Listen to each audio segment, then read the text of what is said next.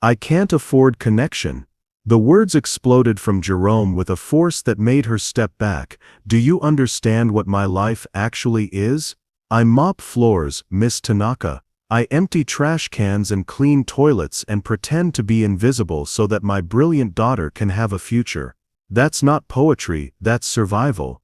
But this wasn't how their story began. No, it started 6 hours earlier, when a woman spoke to the silence in a language she thought would keep her safe, never knowing that across the marble floor, someone understood every broken word. Welcome back, my beautiful family and friends. If you're hooked in and you're ready to enjoy this story, click subscribe and let me know in the comments where you're watching from, because tomorrow I will be giving you another story just as interesting as this one, and you don't want to miss it. Now let us begin. The crystal chandelier cast fractured rainbows across the Metropolitan Club's dining room, each shard of light as isolated as Ekiko Tanaka felt among the sea of Armani suits and practiced laughter.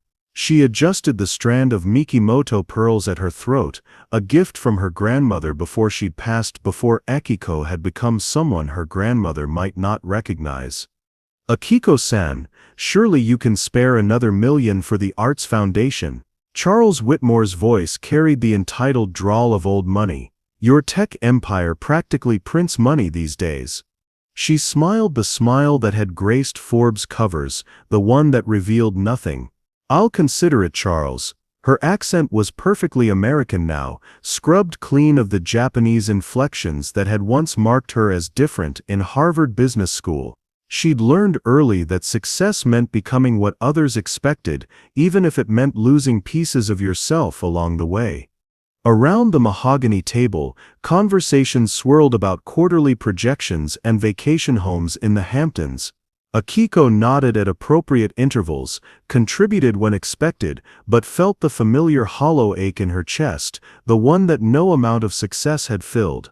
These people knew her net worth down to the last decimal point, but none of them knew she still cried during Studio Ghibli films, or that she kept her grandmother's worn recipe cards in her office safe. What do you think creates the deepest loneliness, being misunderstood or being seen only for what you achieve? Share your thoughts below. Meanwhile, 3 floors below in the building's service level, Jerome Washington pushed his cart through corridors that smelled of industrial cleaner and forgotten dreams. His reflection caught in the polished elevator doors, 52 years old, uniform pressed despite being second-hand, eyes holding stories that his invisibility protected. Jerome, make sure you get the private dining room tonight, his supervisor called out. Some big corporate thing, and remember, be invisible. I know. Jerome's voice held no bitterness, just the weathered acceptance of a man who'd learned that being overlooked was sometimes safer than being seen.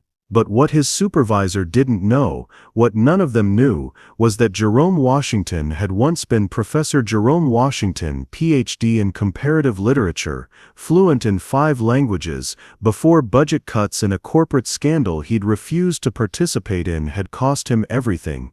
He'd spent 7 years cleaning the floors of buildings where he'd once walked as an equal, listening to conversations in languages he understood, watching the powerful make decisions that affected millions. The irony wasn't lost on him that his current invisibility had taught him more about human nature than his academic years ever had.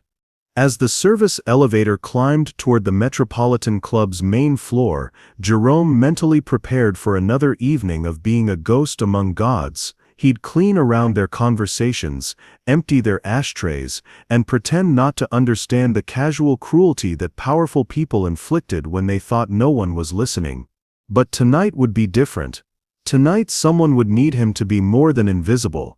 The elevator doors opened with a soft chime, and Jerome stepped into a world that had once been his, pushing his cart toward a destiny neither he nor the woman in pearls could have imagined.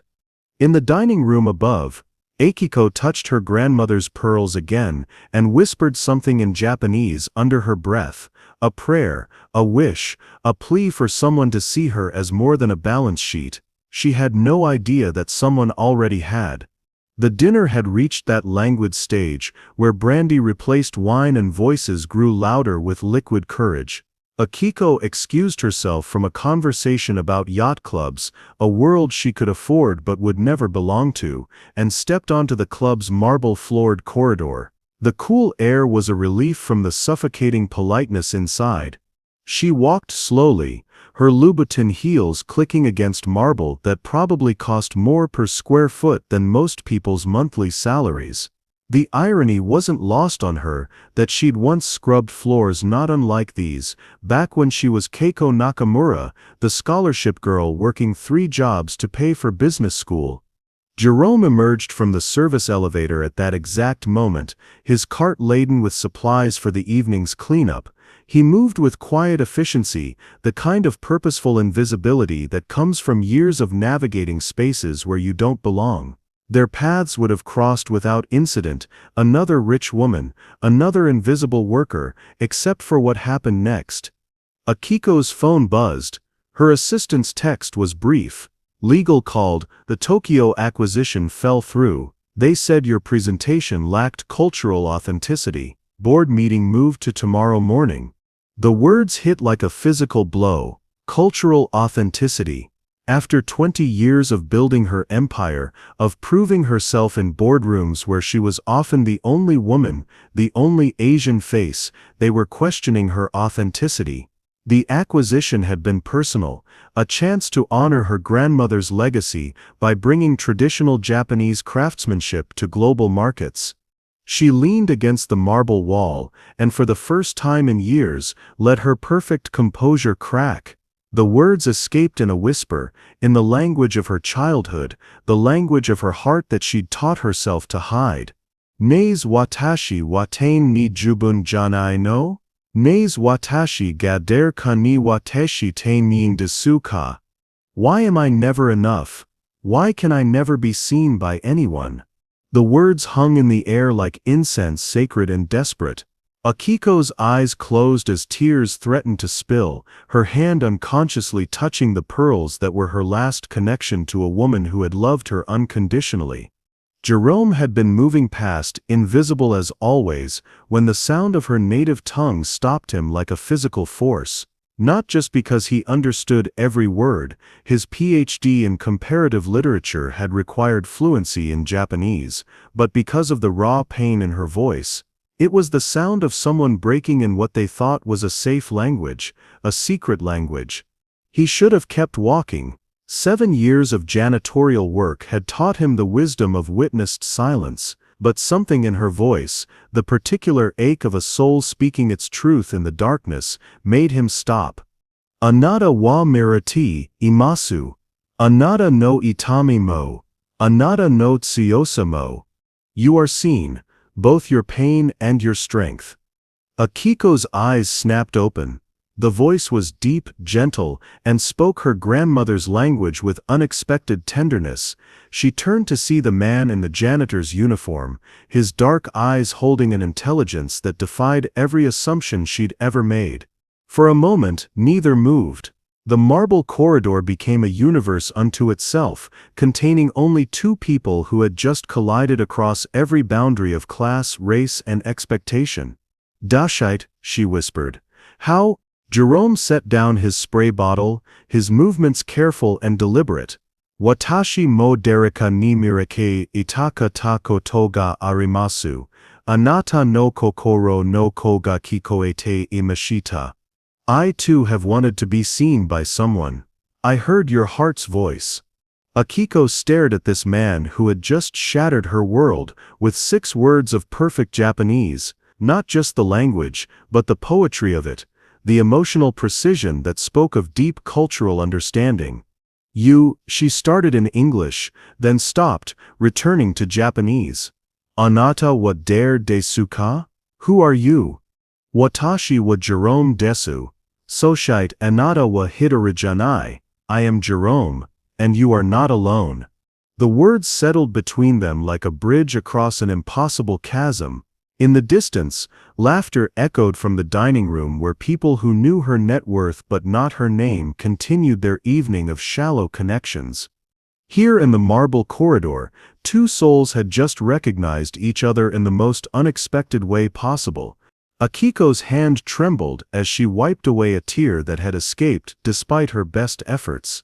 Dashite anata wa watashi no kotoba wa wakaru no. Why do you understand my words? Jerome's smile was sad and knowing.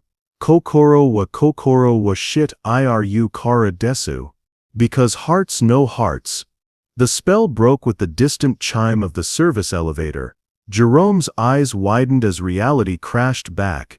He was a janitor in uniform having an intimate conversation in Japanese with one of the most powerful women in America. The institutional weight of every boundary they'd just crossed pressed down on him like a physical force. He started in English, his voice suddenly formal, distant. I need to finish my rounds. He reached for his cart with hands that weren't quite steady, the moment of connection already transforming into something dangerous in his mind. 7 years of invisible labor had taught him the consequences of overstepping, of presuming equality where none existed. What had felt like destiny 30 seconds ago now felt like career suicide. Akiko watched him retreat and felt her own walls slamming back into place with practiced precision. This was insane. She was Akiko Tanaka, CEO of Sakura Industries, worth $3.2 billion. She didn't have vulnerable moments with the help. She didn't break down in corridors, and she certainly didn't let janitors see her cry. Wait, she said, but her voice carried none of the softness from their Japanese exchange. It was her boardroom voice now, controlled, commanding. What you just witnessed, that conversation never happened. Jerome paused, his back still turned. When he spoke, his voice held a professional distance that cut like glass. I understand completely, Miss Tanaka. I was just passing through. I didn't see or hear anything. The use of her surname stung more than she expected. Minutes ago he had seen her soul. Now they were strangers again, separated by invisible but immutable lines of class and propriety. Good. The word came out harsher than she intended. And I don't appreciate being approached while I was having a private moment. It was a lie, and they both knew it. He hadn't approached her, he had responded to her pain with kindness, but Akiko's survival instincts were screaming now, demanding she rebuild the walls that success had required her to construct. Jerome finally turned to face her, and for just a moment, she saw hurt flicker across his features before his own mask slid into place. Of course, ma'am, it won't happen again. He pushed his cart forward, but Akiko's voice stopped him once more. How do you? She started, then caught herself. Asking would mean acknowledging what had happened. It would mean admitting that a janitor had reached her in ways that Harvard MBAs and Fortune 500 CEOs never had. How do I what, ma'am? The formal address was a blade between her ribs. She straightened her shoulders, every inch the powerful executive. Nothing. Just be more careful about when you choose to clean these corridors. Jerome nodded once, crisp and professional. Understood. As he walked away, Akiko felt a panic she hadn't experienced since her first board meeting. Every rational part of her mind was screaming that this was right, maintain boundaries, protect her reputation, pretend it never happened. But her heart was whispering something else entirely in her grandmother's voice. The most precious things often come in unexpected packages, Akiko-chan. She pulled out her phone and called her driver. Bring the car around. I'm leaving early. But Miss Tanaka, the dinner isn't scheduled to end for another hour. Now David. 3 floors below, Jerome stood in the supply closet, his hands braced against the metal shelving. The encounter had shaken something loose in him that he'd kept carefully buried for 7 years. For a moment, speaking in Japanese to someone who understood not just the words but the cultural poetry behind them, he had felt like Professor Washington again, like someone who mattered. But this was his reality: fluorescent lights, industrial cleaning supplies, and the careful dance of staying invisible. He'd been foolish to think otherwise, even for a moment. His phone buzzed with a text from his daughter. Dad, still on for our call tomorrow? Want to tell you about my internship interview. Layla, his brilliant daughter who was finishing her master's degree at Columbia, who still believed her father was taking time off from academia to find himself. She didn't know about the nights he spent mopping floors to pay for her education, about the dreams he'd sacrificed so she wouldn't have to. Jerome typed back, "Of course, sweetheart, can't wait to hear everything."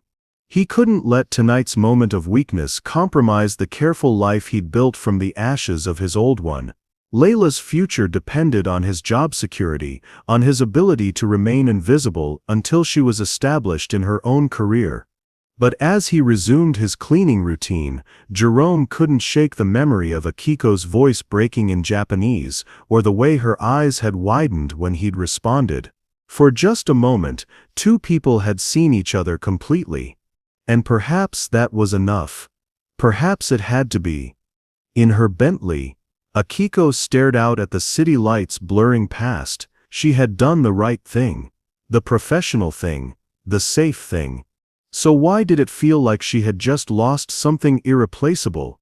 3 days later, Akiko stood in the emergency stairwell of the Metropolitan Club building at 11:47 p.m., her Hermes bag clutched against her chest like armor. The power outage had hit just as she'd finished a late meeting with international investors. The building's backup generators had failed, trapping her between floors in an elevator that now sat silent and dark. Security had radioed that repairs would take several hours. The emergency lighting cast everything in an amber glow that made the familiar building feel foreign, almost haunting. She wasn't supposed to be here this late. But the Tokyo deal, the one that had fallen through because of her alleged lack of cultural authenticity, had suddenly revived with new investors who could only meet after their own board meeting ended in Hong Kong. Success in her world often meant being available at impossible hours.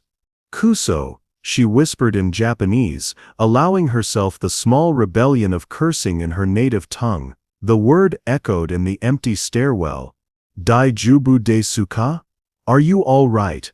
The voice from the shadows made her heart stop. She spun toward the source and saw Jerome emerging from a service door, his uniform replaced by jeans and a simple button-down shirt. He carried a small emergency toolkit and moved with the confidence of someone who knew this building's bones. She breathed, and immediately hated how vulnerable she sounded. The emergency system pages, all maintenance staff during power failures, Jerome explained in English, his voice carefully professional. "I was heading home when the call came in. I didn't know." He gestured vaguely toward her presence. They stood in the amber half-light, the weight of their last encounter heavy between them. Akiko's mind raced through options. She could demand he call building security, could wait alone in the stairwell, could pretend she didn't remember their conversation. Instead, she found herself asking, how long until the power returns? 3 to 4 hours, according to the utility company. The backup systems failed because of the storm. As if summoned by his words, thunder rumbled outside, and rain began hammering against the windows. Akiko closed her eyes. 4 more hours of this strange limbo, trapped between floors with the man who had seen her break 3 days ago. "There's a small office on this floor," Jerome said quietly. "Emergency lighting, some chairs, more comfortable than the stairwell." Every instinct screamed against it. But the alternative was standing in the concrete stairwell until dawn, pretending they were strangers when they both knew otherwise. "Lead the way," she heard herself say. The office was a forgotten administrative space, clearly unused for months. Jerome found some battery-powered lanterns in his toolkit, casting a warmer light than the harsh emergency strips. Akiko settled into a chair across from him, maintaining careful distance. "I should call my driver," she said, pulling out her phone. No signal. The storm knocked out the cell towers too.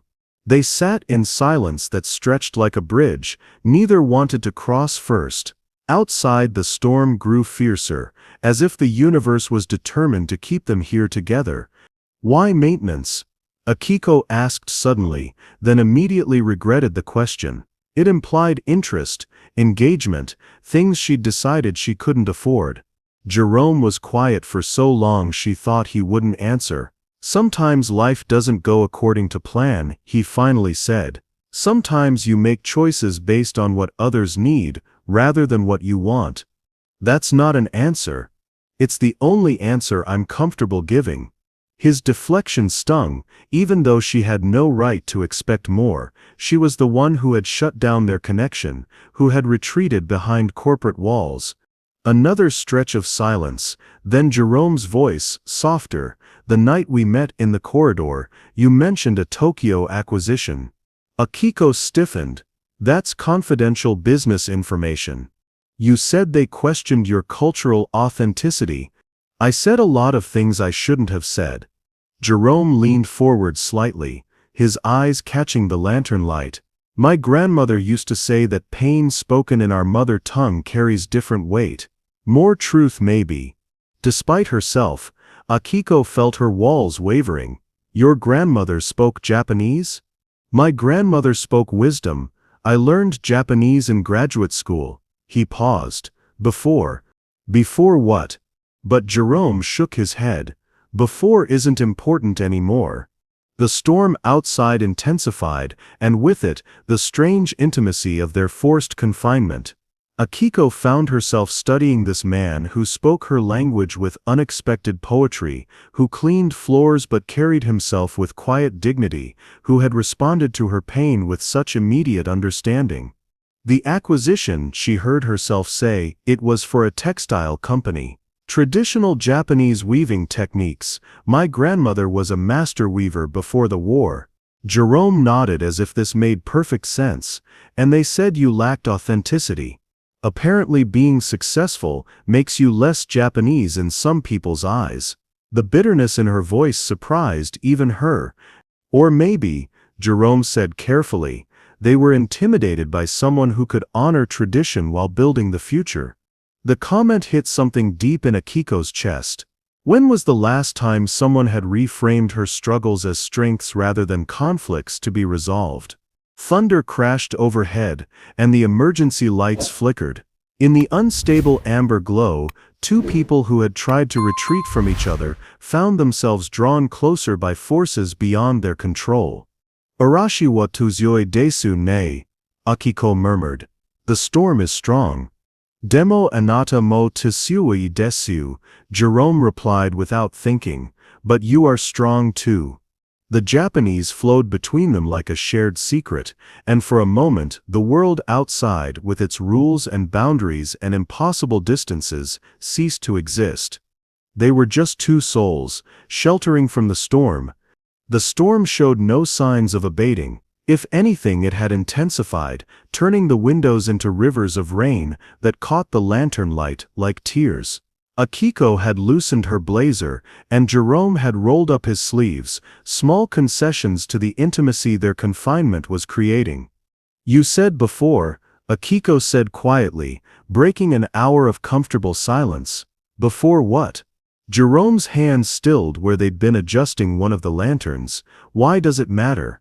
Because, she started, then stopped. Because I need to know if you're real. Because I've spent 20 years surrounded by people who only see my balance sheet. Because 3 days ago you saw me completely, and I can't stop thinking about it. Because we're stuck here, she said instead. And pretending we're strangers is exhausting. Jerome was quiet for a long moment, his fingers tracing patterns on the dusty desk between them. When he spoke, his voice carried the weight of years. 7 years ago, I was Professor Jerome Washington, Georgetown University, Department of Comparative Literature. I had a corner office, research grants, sabbaticals in Japan to study classical poetry forms. His smile was bitter. I thought I was untouchable. Akiko felt her world tilt slightly. What happened? The department chair was embezzling research funds. Scholarship money meant for students like, he paused, his jaw tightening, like my daughter. When I discovered it, I had a choice, stay quiet and keep my position, or expose him and lose everything. You chose to expose him. I chose my conscience over my comfort. Jerome's laugh held no humor. The investigation took 2 years. Even though they eventually proved I was right, by then the scandal had tainted everyone in the department. Budget cuts followed. I was let go along with half my colleagues. Akiko absorbed this, pieces clicking into place, and you couldn't find another position. Academia is a small world. Being right doesn't always mean being welcome. And by then, he pulled out his phone, showed her a photo of a young woman in graduation regalia. Layla was starting her master's program. Someone had to pay for it. The photo showed a brilliant smile that mirrored Jerome's, eyes bright with possibility and ambition. Akiko saw love in the way Jerome's thumb traced the screen. She doesn't know, Akiko said. It wasn't a question. She thinks I'm taking time off to find myself, that her scholarships cover everything. Jerome tucked the phone away. She's interviewing for her dream job next week. I won't let her know the cost of her education. The sacrifice hit Akiko like a physical blow. Here was a man who had given up everything, career, reputation, intellectual identity for his daughter's future, and done it so thoroughly that even she didn't know. That's why you understand, she whispered.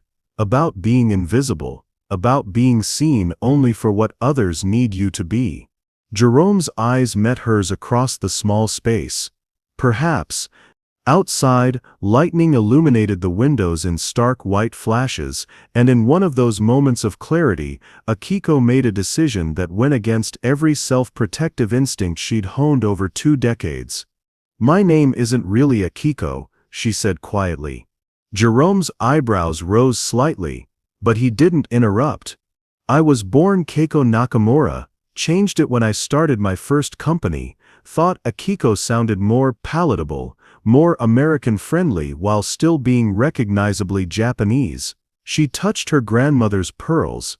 These belonged to Aba-chan, grandmother. She raised me after my parents died in a car accident when I was 8. The words came easier now, as if the storm outside was washing away years of careful concealment. She was everything I had. A master weaver who taught me that creating something beautiful requires patience, precision, and honoring the traditions that came before you. Akiko's voice grew soft with memory. She spoke to me only in Japanese at home, said I needed to know who I was before I learned who the world wanted me to become. Wise woman, the wisest, but when she died during my senior year at Harvard Business School, I was so afraid of losing myself in grief that I locked away everything she'd taught me, the language, the traditions, even her recipes. I thought if I didn't carry her world with me, losing her wouldn't hurt so much. Jerome leaned forward slightly, but it hurt anyway. It hurt worse, because I didn't just lose her. I lost myself, became this perfect American success story, this cultural bridge who was never quite authentic enough for either side. Tears she'd held back for years began to fall.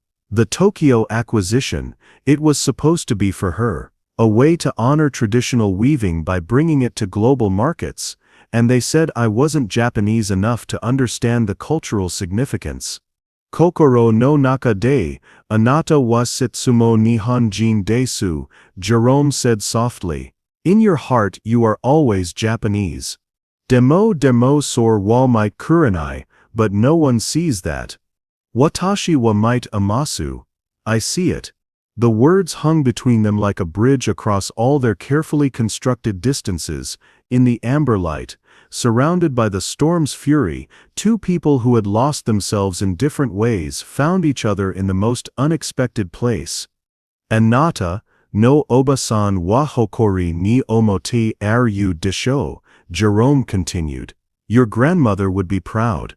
Akiko's sob broke free despite her efforts to contain it. Doshite anata wa dekoru no. How do you understand? Wada shitachi wadonaji atami wadamates, irukara, Jerome replied.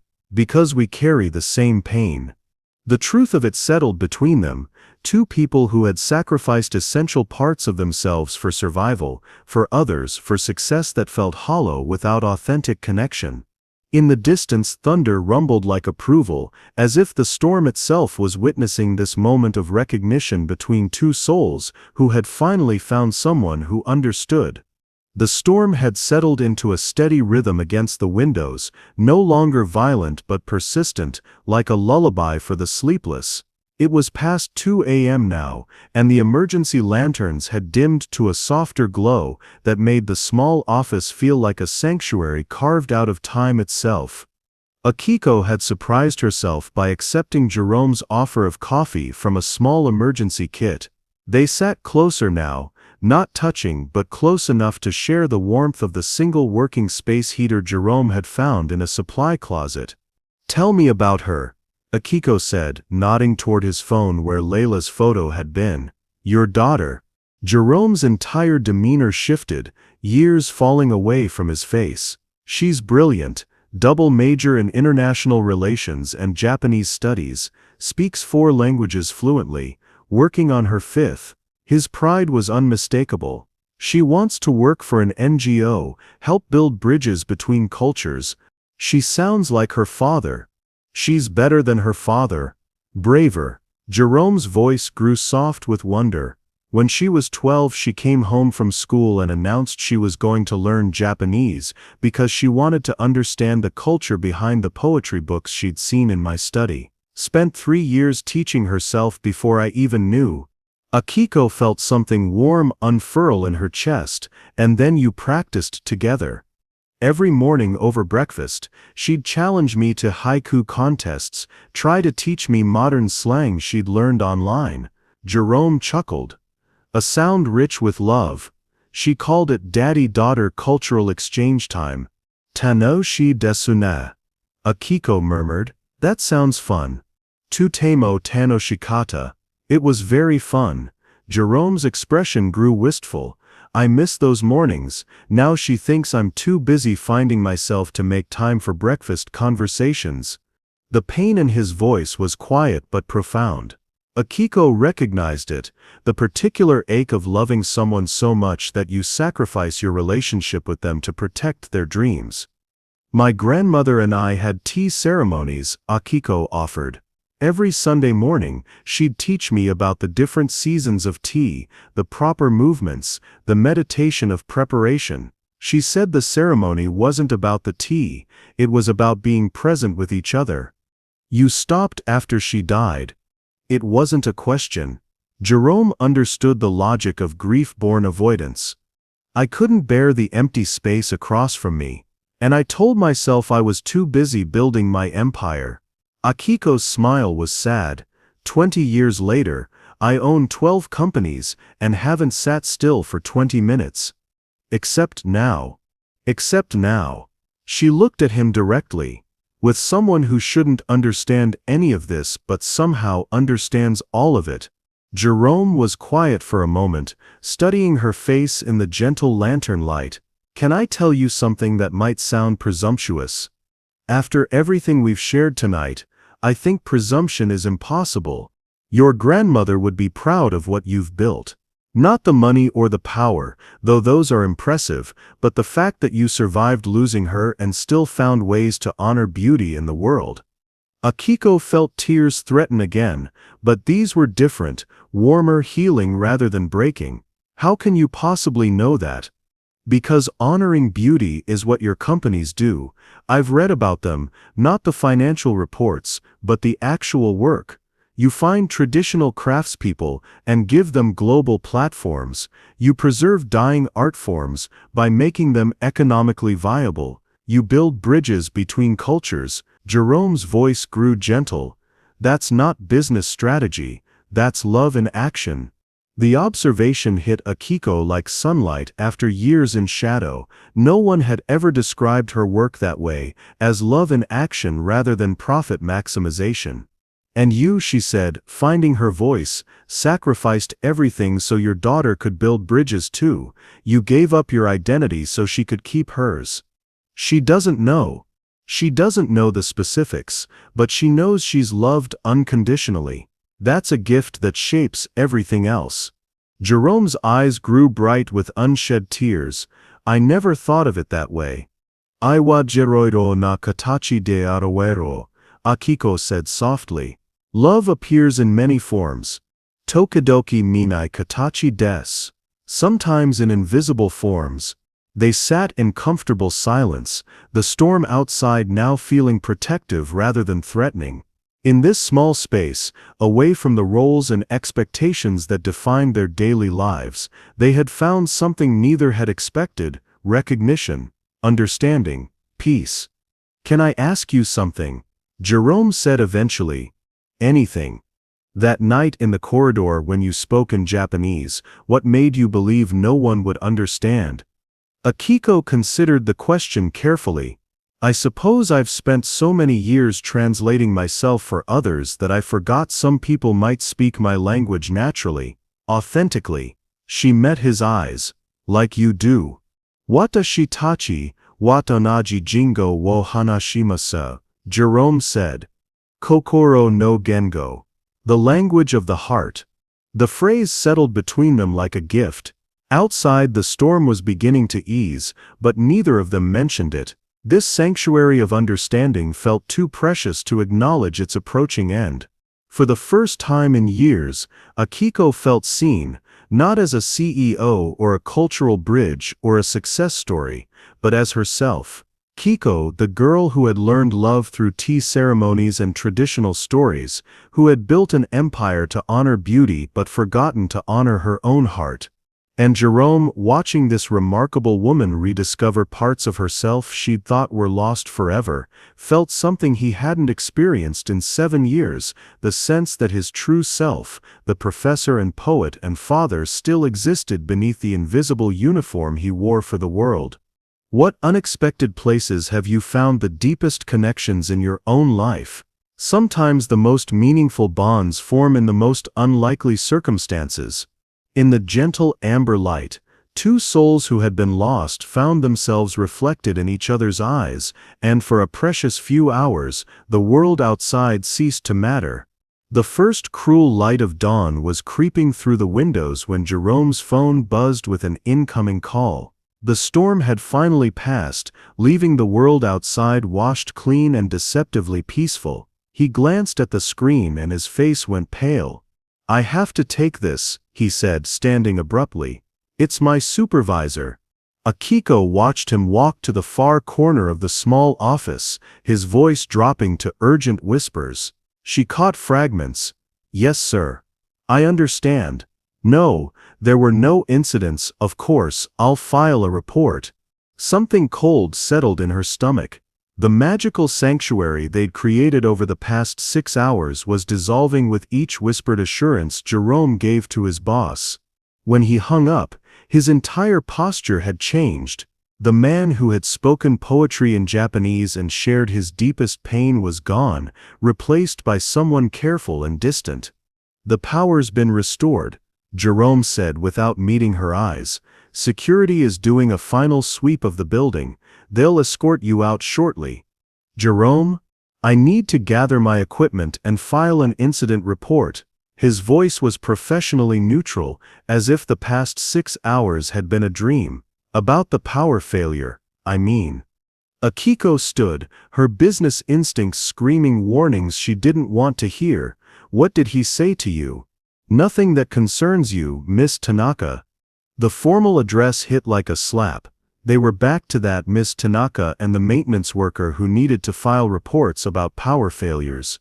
Don't do this, she said quietly. Don't pretend tonight didn't happen. Jerome finally looked at her, and she saw something in his eyes that made her heart sink. Fear. Not of her, but of something else. Something that had reached through that phone call and dragged him back to a reality she was only beginning to understand. Mr. Henderson received a call, Jerome said carefully. Apparently someone reported seeing a maintenance worker in an inappropriate situation with a building tenant after hours. The words hung in the air like a death sentence. Akiko felt her own world tilting as the implications crashed over her. Who would It doesn't matter who, what matters is that I have a daughter starting her career next month, and I can't afford to lose this job over. He gestured vaguely between them. Over whatever this was. Whatever this was. Akiko's voice rose despite her efforts to stay controlled. Jerome, we connected. We understood each other. You can't just dismiss. I can't afford connection. The words exploded from him with a force that made her step back. Do you understand what my life actually is? I mop floors, Miss Tanaka. I empty trash cans and clean toilets and pretend to be invisible so that my brilliant daughter can have a future. That's not poetry. That's survival. But you're not just. I'm not a professor anymore. I'm not a poet anymore. I'm a janitor who had a moment of weakness and forgot his place. Jerome's voice was raw with self-recrimination, and you're a billionaire who was having a rough night and needed someone to listen. That's all this was. Each word was a blade between her ribs. You don't mean that. I mean every word. Whatever fantasy we created in this room, it dies here, because in the real world, I'm nobody, and I'm what? Akiko's own anger was rising now, fueled by hurt and the terrible recognition that he might be right about the impossibility of their situation. Say it, Jerome. I'm what? You're everything I can never be again. The silence that followed was deafening. Akiko felt something precious and fragile shatter inside her chest, not just her heart, but her hope. For 6 hours, she had believed that someone could see her completely and love what they found. She had believed that connection could transcend circumstances. How foolish she had been. You're right, she said, her voice cold as winter steel. I am everything you can never be again. I built an empire while you chose to clean floors. I made myself indispensable while you made yourself invisible. I adapted while you gave up. Jerome flinched as if she'd struck him, but she wasn't done. And you know what the cruelest part is? For a moment I actually believed that none of that mattered. I thought I had found someone who could see past all the surface things to something real underneath. Her laugh was bitter. But you're just like everyone else. You only see what's convenient for your narrative. That's not. Don't. She held up a hand. Every inch the powerful executive who had crushed competitors and commanded boardrooms. You want to file a report about the power failure? Fine. Report that CEO Akiko Tanaka was trapped in the building during an outage, that maintenance staff assisted as required, and that no incidents occurred. That should satisfy your supervisor. She gathered her blazer and purse with movements sharp as broken glass. Akiko, please. Miss Tanaka, she corrected icily. Since we're being professional. Jerome watched her prepare to leave, and she could see the war raging behind his eyes, duty battling desire, fear wrestling with love. But in the end, fear won as it always did. This is for the best, he said quietly. Is it? She paused at the door, her hand on the handle, or is it just the easiest way to avoid fighting for something that might have been extraordinary? She didn't wait for his answer. The door closed behind her with a soft click that sounded like the end of everything. Jerome stood alone in the empty office as morning light poured through the windows, illuminating the space where two souls had found each other and then lost themselves again. His phone buzzed with a text from Layla. Dad got the job. Can't wait to tell you everything. Love you. He stared at the message until the words blurred, wondering if protecting his daughter's future was worth the cost of his own heart. 3 floors above, Akiko waited for her driver in the marble lobby, her hand unconsciously touching her grandmother's pearls. The building that had been a sanctuary now felt like a tomb, and she knew that no matter how many companies she built or deals she closed, she would never forget the man who had spoken to her soul in her grandmother's language. And then walked away from everything they could have been. 5 days passed like years. Akiko sat in her corner office on the 42nd floor of Sakura Tower, staring at the Tokyo acquisition contracts spread across her mahogany desk. The investors had returned with a better offer, praising her deep cultural insight and authentic vision. Everything she had worked for was finally within reach. She should have felt triumphant. Instead, she felt hollow. Her assistant knocked softly. "Miss Tanaka, the board is waiting for your final decision on the Tokyo deal." "Tell them 5 more minutes," Akiko said without looking up. The contracts blurred as her mind drifted back to amber lantern light and a voice that had understood her heart in her grandmother's language. She had thrown herself into work since that morning, scheduling meetings back to back to avoid the silence where Jerome's words echoed, "Whatever fantasy we created in this room, it dies here." But late at night, alone in her penthouse, she heard other words too: kokoro wa shidas ao or you, hearts no hearts. Her phone buzzed. A text from an unknown number. "Miss Tanaka, this is Layla Washington, Jerome Washington's daughter. Could we meet? It's important. I know about the night of the storm." Akiko's blood turned to ice. Meanwhile, 3 floors below street level in the Metropolitan Building's service area, Jerome mechanically sorted cleaning supplies while his soul raged against his circumstances. 5 days of pretending the storm had never happened. 5 days of being invisible again, of speaking only when spoken to, of mopping floors that seemed to stretch endlessly toward a horizon he would never reach. His supervisor had been watching him carefully since that morning, looking for signs of inappropriate behavior with tenants. Jerome had responded by becoming more invisible than ever, a ghost who cleaned in silence and avoided eye contact. But Layla kept calling. "Dad, I got the most amazing job offer, but I need to talk to you first. It's complicated." "Dad, why won't you call me back?" "I know something's wrong. Dad, I'm coming to New York tomorrow whether you like it or not. We need to talk." Jerome stared at his phone, thumb hovering over her latest message. His brilliant daughter, who was supposed to start her dream job next week, who believed her father was taking time to find himself, who had no idea that her education had been built on his invisible sacrifices. How could he explain that the man she'd grown up admiring, Professor Washington, who spoke 5 languages and wrote poetry, now emptied waste baskets for a living? How could he tell her that her faith in him had become both his salvation and his prison? The service elevator dinged, and Jerome looked up to see someone who made his world tilt, a young woman with his eyes and her mother's smile, wearing a professional blazer and carrying a determination that reminded him achingly of himself at her age. "Hello, Dad." "Layla?" Jerome's voice cracked like a teenager's.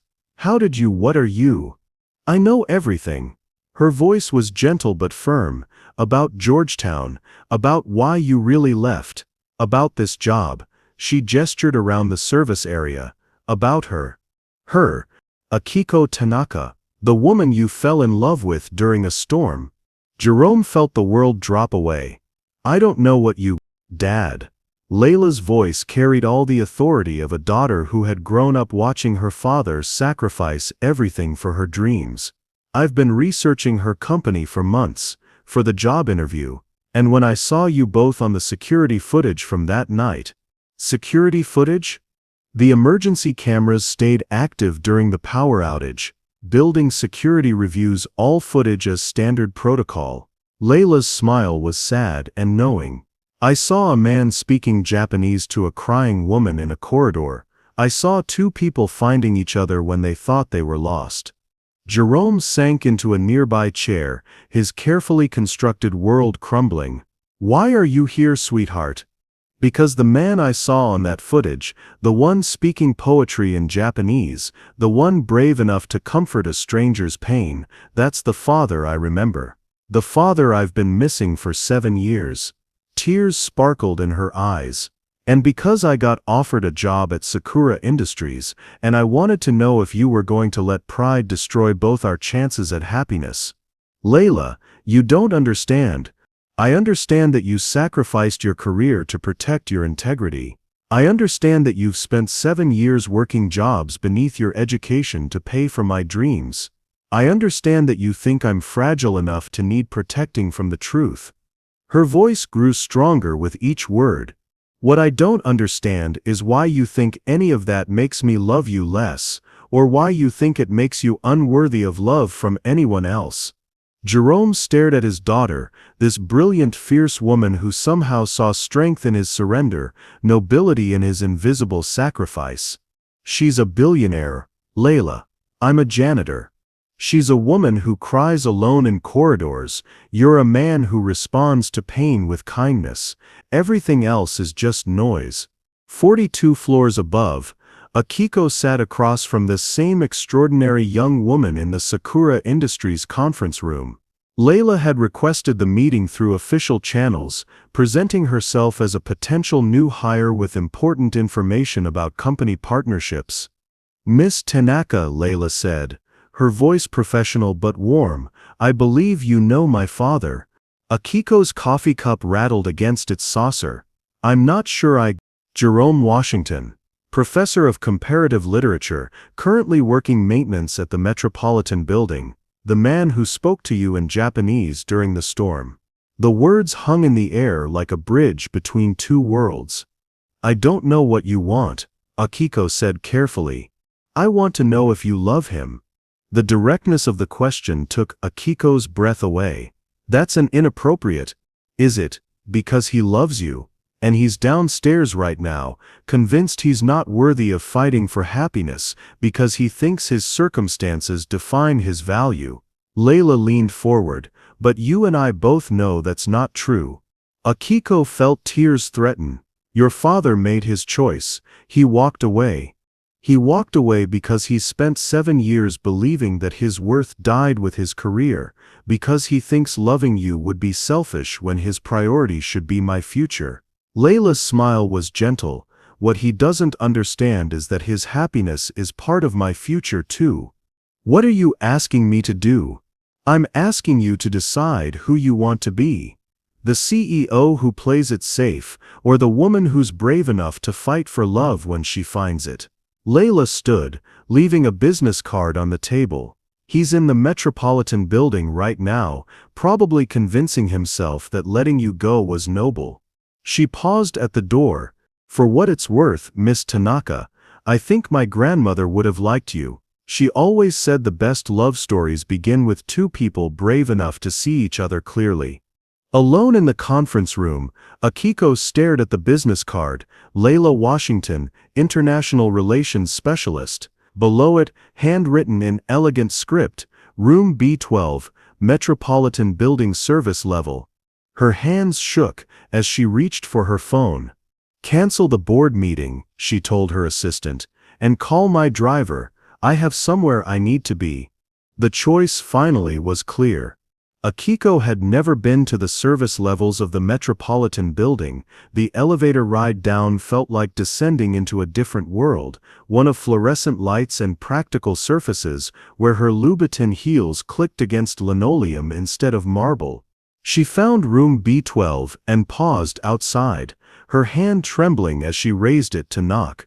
Through the small window she could see Jerome sitting alone at a metal desk, staring at his phone with the expression of a man wrestling with impossible decisions.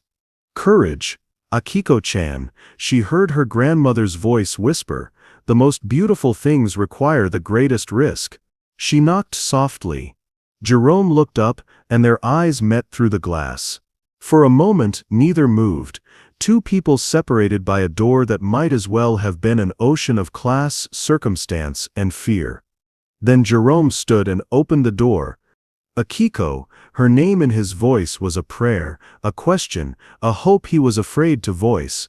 "Tadama," she said softly. "I'm home." It was the traditional Japanese greeting for returning, and Jerome understood its deeper meaning immediately. She wasn't just announcing her arrival, she was telling him that somehow, impossibly, this sterile service room felt more like home than her penthouse ever had. "Okaeri nasai," he replied, his voice thick with emotion. "Welcome home." They stood in the doorway, the weight of 5 days' separation and a lifetime of protecting themselves pressing down like gravity. "Your daughter came to see me," Akiko said finally. "I know. She told me." Jerome's smile was rueful. Apparently she's been planning this intervention for days. Did she mention that she got the job at Sakura Industries? She did. She also told me some things about her father, that he was too modest to mention himself. Akiko stepped closer. Like the fact that he gave up everything to protect her dreams, like the fact that he's been invisible for 7 years so she could be seen. Akiko, like the fact that he thinks circumstances determine worth, when really they reveal character. Jerome's defenses crumbled at the warmth in her voice. I clean floors for a living. You sacrificed your identity for love. There's a difference. I have nothing to offer you. You have everything to offer me. Akiko reached up and touched his face, her fingers tracing the lines that 7 years of invisible labor had etched there. You have a heart that recognizes pain and responds with kindness. You have a mind that speaks poetry in multiple languages. You have a soul that sees mine clearly. Watashi wa sanata, ni fusawashi kunai, Jerome whispered. I am not worthy of you. Enata wa watashi no kokoro wa sukuta, Akiko replied. You saved my heart. She pulled a small velvet box from her purse, and Jerome's eyes widened. This isn't a proposal, she said quickly, then laughed at herself. Well, it is a proposal, but not that kind.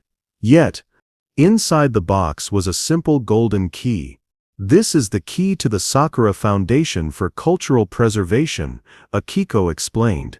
It's a new initiative I'm launching, bringing together traditional craftspeople and modern technology to preserve disappearing art forms. I need someone to direct it. Someone who understands the poetry of preservation, who speaks multiple languages, who knows that the most valuable things can't be measured in profit margins. Jerome stared at the key, understanding flooding his features. The position comes with a full professorship at Columbia through our educational partnership, research budgets, graduate students, sabbaticals to study traditional arts wherever they're practiced. Akiko's voice grew softer. It also comes with something more important, the chance to be seen again, to be valued for your mind, your heart, your true self. Akiko, I can't accept charity. It's not charity. It's recognition. It's opportunity. It's love offering love a chance to grow. She closed his fingers around the key. The salary is 7 figures, more than enough for you and Layla to build whatever future you choose. Jerome was quiet for a long moment, the key warm against his palm. When he looked up, tears were streaming down his face. Why? He whispered. Because 5 nights ago, in a storm, I found someone who spoke my language. Not just Japanese, but the language of the heart. The language of seeing and being seen. Akiko's own tears began to fall. Because I've spent 20 years building an empire, but I've never built a home, because I want to try building one with you. Watashi mo anata wo achite amasu, Jerome said, his voice breaking with joy. I love you too. The words hung in the air like cherry blossoms, beautiful and fragile and full of promise. There's one more thing, Akiko said, suddenly shy. The foundation headquarters. It's going to be in a building I'm purchasing, the Metropolitan Building. I thought maybe we could turn some of the upper floors into apartments for visiting artists and scholars. Jerome's laughter was bright with disbelief. You're buying the building? I'm buying our beginning. The place where 2 lost souls found each other during a storm. She stepped closer until they were breathing the same air. I thought maybe we could make it a place where other people find themselves too. Jerome cupped her face in his hands, his thumbs brushing away her tears. Anata wa watashi no inoki wo kaeta, he whispered. You changed my life. Watashitachi wa otagai, no inochi wo kaeta no desu, she replied. We changed each other's lives. Their first kiss tasted like tears and laughter, like storms survived, and mornings promising everything. It was soft and desperate, and full of the wonder of 2 people who had given up hope and found it again in the most unexpected place. When they broke apart, Jerome rested his forehead against hers. Layla's going to be insufferably proud of herself for orchestrating this, he murmured. She should be. She's brilliant. I can see why you sacrificed everything for her future. Kanojo wa wache, tachi no mirai desu, Jerome said softly. She is our future. Our future. The phrase settled between them like a promise, like a prayer answered, like a story finally beginning instead of ending. So, Akiko said, her smile brighter than any she'd worn in 20 years, Professor Washington, do you accept the position? Jerome kissed her again, deeper this time, tasting the possibility of tomorrows they would build together. Hai watashi wa toyemasu, he whispered against her lips. Yes, I accept. 6 months later, the Sakura Foundation for Cultural Preservation held its grand opening in the renovated Metropolitan Building. The event drew artists, scholars, and cultural leaders from around the world, but the most beautiful moment came when CEO Akiko Tanaka and Foundation Director Professor Jerome Washington demonstrated the traditional Japanese tea ceremony together, their movements synchronized like a dance they'd been practicing all their lives. In the audience, Layla Washington Chen, she'd recently married her own true love, wiped away happy tears while her 6-month-old son slept peacefully in her arms. After the ceremony, as guests mingled and celebrated, Akiko and Jerome found themselves alone on the balcony where their story had begun, where a woman had spoken her pain in Japanese, and a man had responded with understanding. Arashi wa shugi mashita, Akiko said, looking out at the peaceful evening sky. The storm has passed. Demo wacha tachi no monogatari, wa hajimata bakari desu, Jerome replied, pulling her close, but our story has just begun. What storms in your own life have led to unexpected beginnings? Sometimes the most beautiful chapters start in the darkest moments. Share your story of finding light after the storm. As the city lights twinkled below them like earthbound stars, 2 souls who had been lost in their own languages finally found themselves fluent in the one that mattered most, the language of love, spoken in whatever words the heart understands.